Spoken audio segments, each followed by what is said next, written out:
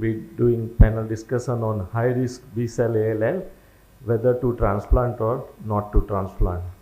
And I will introduce my panelists, Dr. Bhavin Shah, who is a senior medical oncologist and hemato-oncologist practicing in Ahmedabad at Vedant. Dr. Akanksha Garg, who is a consultant hematologist at Jairus Hospital, Ahmedabad. Dr. Udipatya Goswami, who is a medical oncologist at Apollo Hospital, Chennai. Dr. Kaumil Patel, again he is a hematologist at SIMS Hospital, Ahmedabad. And Dr. Vaibhav Shah, again he is a pediatric hematologist practicing in Ahmedabad.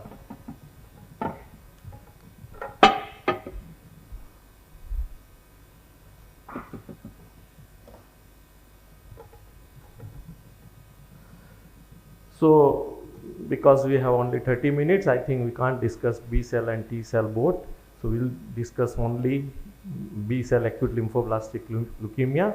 And we know there are three subgroups of B cell ALL, Ph positive acute lymphoblastic leukemia, Ph like ALL, which forms around 33%, and other B cell ALL, which forms around 36%, while Ph positive ALL is around 30% of patients. And Ph like ALL are 60% are CLF2 positive and which carries bad prognosis, and other are non-CLF2 positive.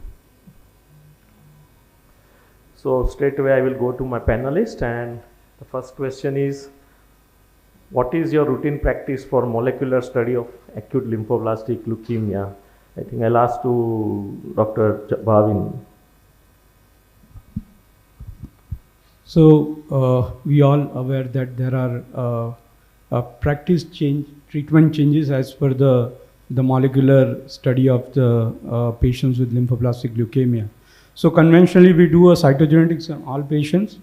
Previously we used to do a FISH study, and now we are more and more doing the ongoing panel, which is both RNA plus DNA based, and that will suffice most of the investigation which are required for molecular differentiation of acute lymphoblastic leukemia. So do you, any other panelist has any other opinion, or you do NGS in every patient of a new acute lymphoblastic leukemia? Okay. So everybody is doing all four.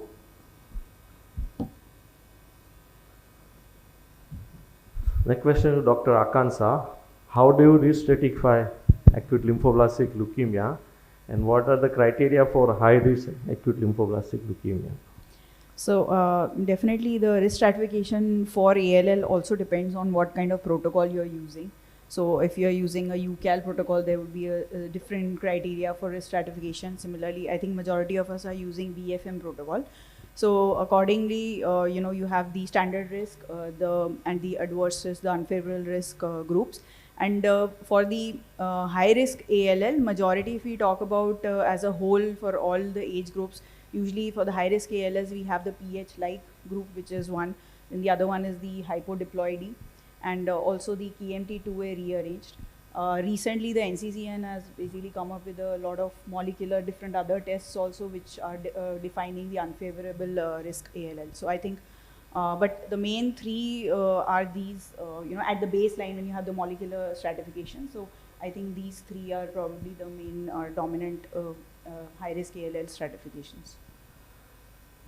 So Dr. Vaibhav Shah, are they different for pediatric acute ALL? No, sir. These are the main criteria we are following. The cytogenetics part. One more thing we had used the infantile age of the presentations, which we took into the account when we are deciding the risk stratification for pediatric ALL. And the last one will be the post-induction MRD, which will be final determination for the risk stratification. So that was my question. This is the single most important criteria to define high-risk criteria, Dr. Kaumil Patel. So post-induction MRD positivity would be a single most high risk. So I think that is the most important criteria apart from all these molecular markers, and we'll see. So here you can see that NCCN has given this classification on the basis of NGS and all molecular markers, standard risk and poor risk. I won't go in detail of all the markers. ELN criteria are little bit simple for standard risk and high risk. Our high risk is age more than 35 to 40 years. WBC count is more than 30,000 for BALL. And then pH positive, KMT2A rearrangements, hyplodiploidy, and MRD positivity after induction. So MRD positivity after induction is, I think, the most important criteria. Same thing is shown here, favorable and unfavorable features. This is old slide from NCCN 2020. Again, on the basis of only fish and cytogenetics, favorable and non-favorable criteria to stratify the ALL patients. Same thing again is shown here in pediatric as well as in adults. So now coming to the case 1, it's a pediatric case, 9-year-old boy presented with pallor and abdominal distension. Patient has generalized lymphadenopathy, hepatosplenomegaly, no cranial, no abnormalities, testes were normal, hemoglobin was 6, total count was 1.9 lakh and platelet was 20,000. Bone marrow was showing 80% blast, positive for 10, 19, CD22, HLE and CD34, were diagnosed with BLL.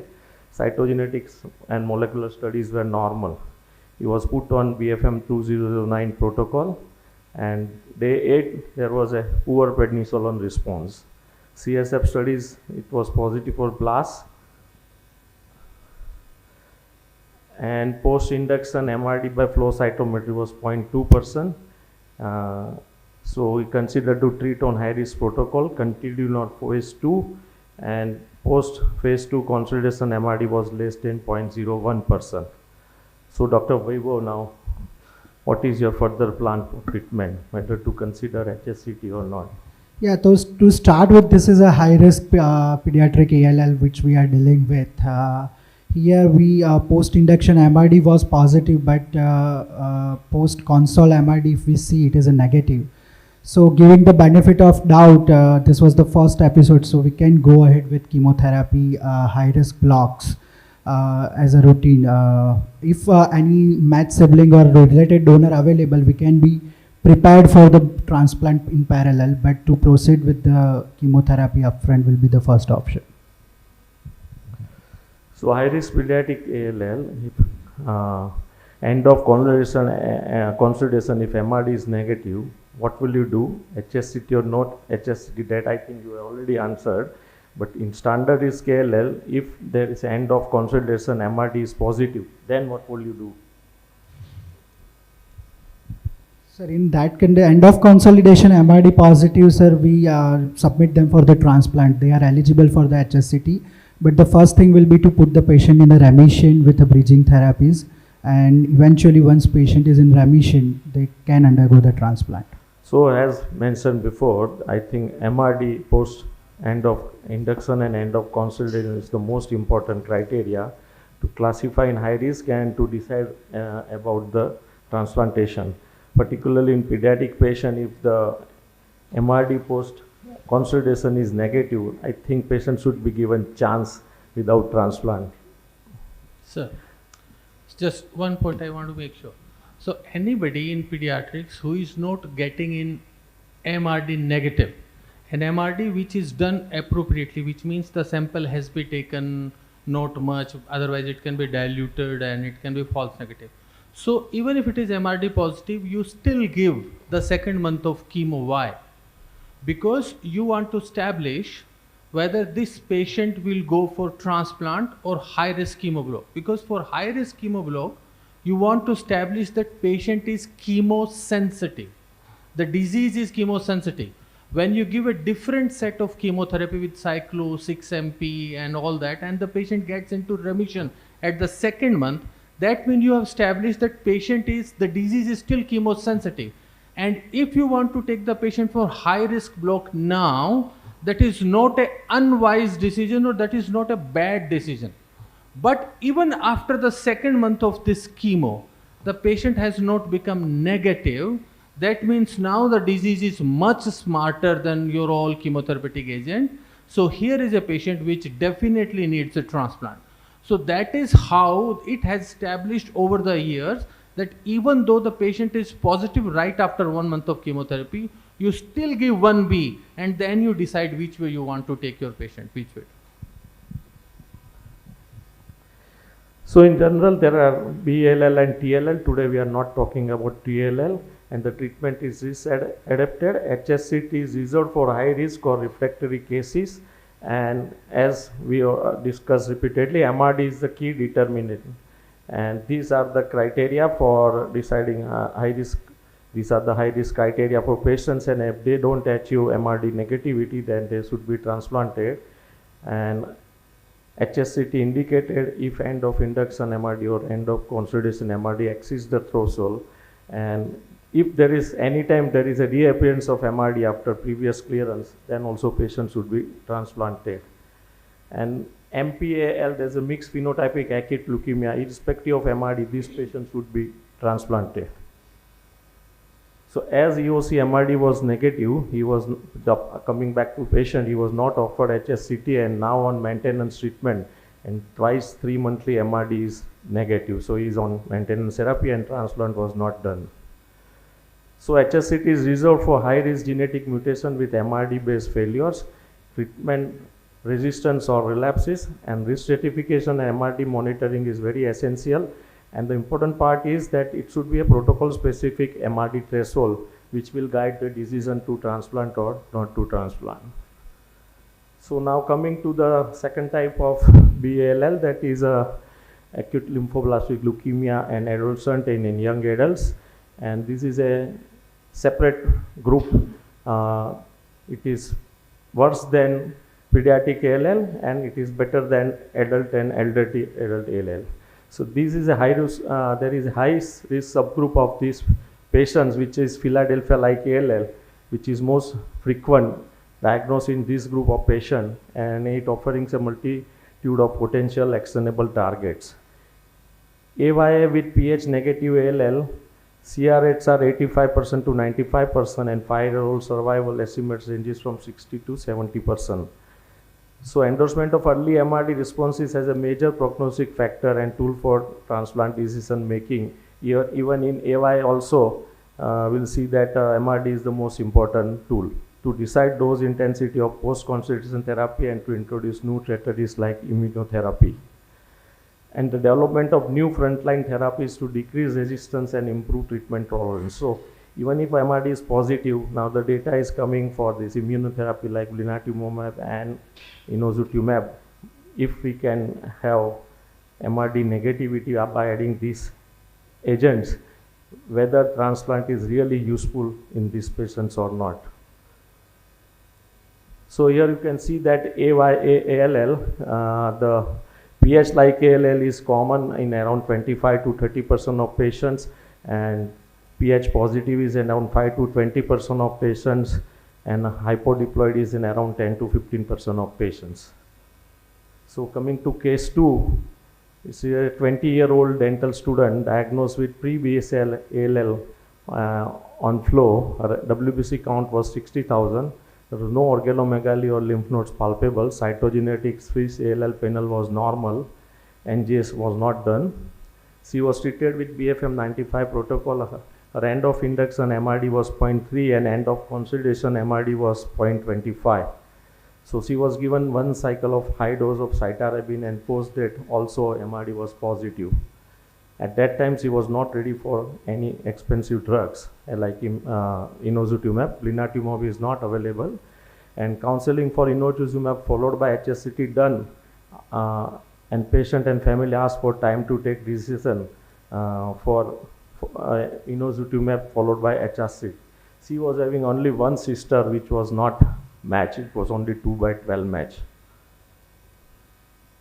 So Dr. Kaumil, now how do you treat AYA-ALL in general? So this patient is MRD positive after end of consolidation, and we have counsel for inotuzumab. So definitely I will try to get MRD negativity with inotuzumab plus some form of chemotherapy, and definitely this patient will require transplant. Now there is no match. We can search for MUD, or we can go with the parents as a haplo match. But what I feel is this patient relapse with MRD positivity, definitely they will relapse if they don't undergo the transplant. So usually how do you treat a AYAL patient, with pediatric protocols or which protocol? Pediatric protocols. Yeah. So which commonly BFM. used? BFM. BFM. BFM. Anybody else, what protocols you are using? No, and just BFM, I'm using BFM 2000. Yes. I think in this, MRC protocol. These are the two which are very aggressive, and if you don't treat them onto that, then it's it. So either BFM, so whichever protocol your team is comfortable with, whether dealing with MRC protocols which are usually very aggressive, or the BFM where the 4-drug induction is there, it will not change much of, like this patient is refractory. So whatever you can use, but these are the two most commonly used, BFM or MRC protocol. These protocols, sometimes when patients who are coming from far distance, it's very difficult for them to stay for so many days at the center, local center. So I think sometimes the protocols which has a less frequency of coming to the main center, so the acceptance will be more, and I think the adherence to the therapy will be more. We ask them to treat aggressively and all aggressive protocols, but practically it is very difficult. And in my practice, those patients who cannot afford to stay long back, I still use in adult patients or these young adult patients MCP 841, where the patient is called only once a week. So initially they all say that no, we can't stay here, we don't want treatment here. But then once I explain that you have to come only once a week for 4 months, then you don't have to come once in 3 months. And then they take treatment, and so many patients are doing very well on that protocol. So you know, if you take the PED group, the pediatric group, the AYA group, and the adult group in the B-cell ALLs, the AYA are the most difficult because they are in the adolescent rebellious phase. He doesn't stick non-adherence to protocols. So these I find the most difficult to actually maintain any protocol. The mother will always bring a 10-year-old, a 2-year-old, 4-year-old, no problem. Adult, samajh jata hai. But this group will rebel with the parents, will rebel with you. So I think in the upfront only we have to have a good counseling session with them, saying that we really can't fool around. And if this comes back, you know, money is a big factor. And whether you want to use novel agents with a transplant followed in a non-responder, all things are very challenging for the parents. So a good counseling, maybe once or maybe twice, is very important. We used MCP 841, we were one of the centers in the trial. I also found that very easy to follow and all, but we had actually a lot of relapses, especially in the little older patients. We had only, you know, about 20 to 25% people who went beyond actually 2 years. And this is Army Hospital data, which we didn't publish. So AYA is the tricky group. You have to really be careful, and they may have to stay. And all those arrangements upfront, do a counseling session. Same thing. So however, with the improving outcomes using modern pediatric inspired chemotherapy approaches, transplantation in CR1 is now reserved for those with very high risk features and those remaining MRD positive. And this was a very good comprehensive figure published in ASH publications, which showing it's AYA is a different group and it needs a special attention. So again, we'll discuss something about MRD. It was incorporation FRD into therapeutic decision making is most important part now. So Dr. Udipitya, how do you do MRD assessment and when and how? So MRD is measurable residual disease, as we know now, and the assessment timelines would be end of induction, and then end of consolidation, and it is different between BALL and TALL, as we know that in BALL we'll do it after induction and in TALL we'll do it at a later time. And as of now in India we are following the most common technique of doing a flow cytometry. Clonosec is not available, we have to send it to MD Anderson. So 10 to the power minus 4 to 10 to the power minus 5 is what we are looking for by a flow. So multiple retrospective and prospective study were demonstrated that clearance or MRD at the end of induction or early consolidation is the strongest single prognostic factor in ALL trumping all other predefined standard prognostic factor, including genomic studies. And again, this was conferred in large meta-analysis of 13,000 patients from 39 studies, including both pediatric and adult population. So patient with MRD positivity after doing everything derive benefit from allo-HCT. However, the outcome of this patient, even post-transplant, remains suboptimal. So if patient, in spite of doing everything, if patient still remains positive, we don't have any option but to go for transplant. But the outcome will be poor.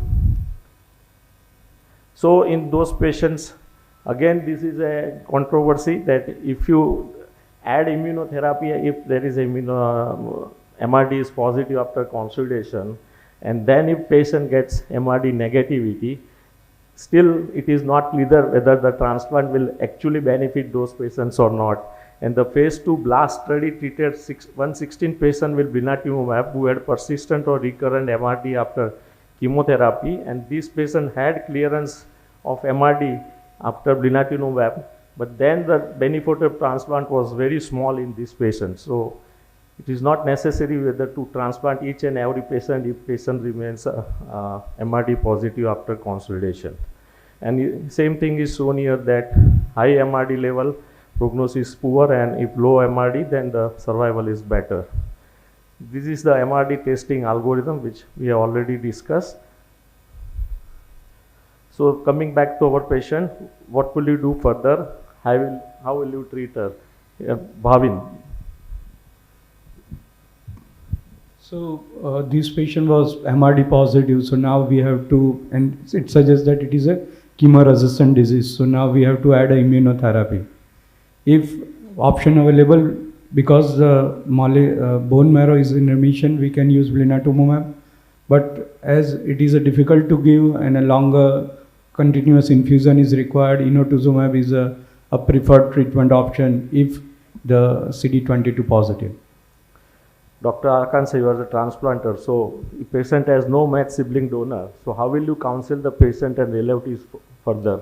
So definitely, because her end of consolidation MRD was positive, she definitely warrants intensive consolidation treatment.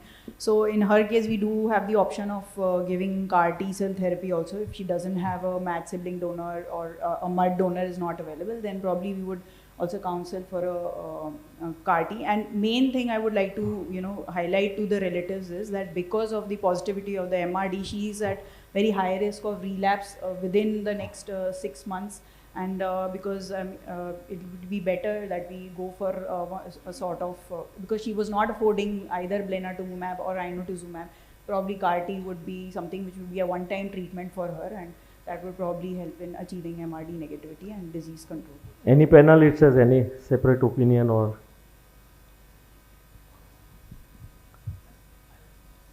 Sir. So please understand, all the data which is coming from the West, they do molecular MRD, which is 1 log more than the flow cytometric. Now we are comparing our result, which are primarily flow based, with the results of the Western world, which is MRD based. Our transplant outcome will be bad. Now let us understand that refractory leukemia means the anti-leukemic system of the body is not working. So you want to put in the donor's immune system into that. Still the cells are smart, and the stem cells of the donor which will make the lymphocyte, how do they kill the blast? They kill the blast by antigenic variability. We call it repertoire. That takes time 120, 140 days to develop to kill the blast cell. And meanwhile, because now we are a country which is now growing in transplant, so the newer and newer transplant physicians are coming, which we want, but they do not decrease the immunosuppression. So which they do not let the lymphocyte unleash onto the blast. Now this question of CAR T, now I don't want to throw water onto the people who are sitting here, but understand, refractory leukemia, you give inotuzumab, blinatumomab, then transplant, your graph are around 55%, 50%. You use CAR T cell, very good, but they start coming down, and 4 years they are at 30%. So now it is entirely up to the physician to present it this way, the 90% CAR T cell and no toxicity of transplant is a very, very attractive buy for the family to do that. But once they relapse after transplant, you still have a choice of CAR T cells. But once you have given CAR T cells, and when they relapse, then they have spent almost 40 lakh rupees in CAR T cell, and then nothing is left. And then